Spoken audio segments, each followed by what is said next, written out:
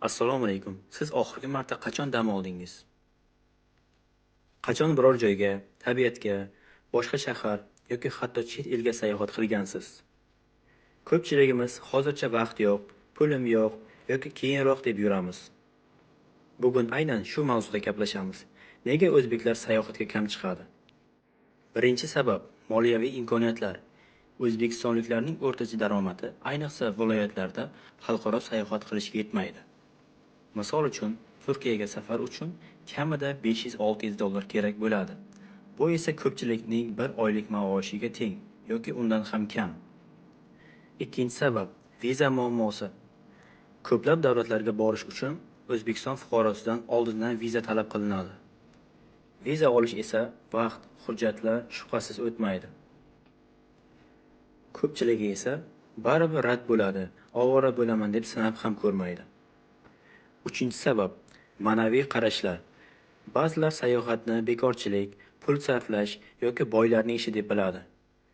Lekin yur to'yga boramiz deyishadi, sayohatga chiqamiz deyishmaydi. To'rtinchi sabab mas'uliyat va oilaviy yuk. O'zbek jamiyatida aksariyat erkaklar va ayollar butun oilaning yukini ko'taradi. Ota-onasi, farzandlari, aka-singillari. Bu esa sayohatni dam olishga orqaga suradi. Aytish kerakki, sayohat faqat chet el emas. O'zbekistonning o'zida Samarqand, Buxoro, Farg'ona vodiysi, Xorazm bu ko'plab sayohatchilar uchun orzu qiladigan joylar. Ammo afsuski, o'zimiz ham bu joylarga bormaymiz. Toshkentliklar Buxoroni ko'rmagan, namanganliklar Termizga hech bormagan. Sababi sayohat qilish odat emas, undan ham yomoni uni kerak emas deb hisoblaymiz. Sayohatning foydasi.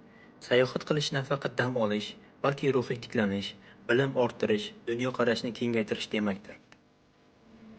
Boshqa joyni ko'rgan odam o'z hayotiga, yurtiga ham boshqacha qaray boshlaydi. Sayohat qilgan bola jasur, mustaqil va ochiq fikrli bo'ladi. Hatto bir kun tabiatga chiqish ham sizni stressdan olib chiqadi. Shu sababli imkon qadar kam bo'lsa ham sayohat qilishga harakat qilaylik. Sayohat qilish boylar uchun emas, bu sog'ligimiz, ruhiyatimiz va hayotimiz uchun zarur. Siz nima deb o'ylaysiz? O'zbekistonliklar nimaga kam sayohat qiladi? Izohlarda fikringizni yozing. Obuna bo'lish va like bosishni unutmang. Oldinda yana qiziqarli mavzular kutmoqda.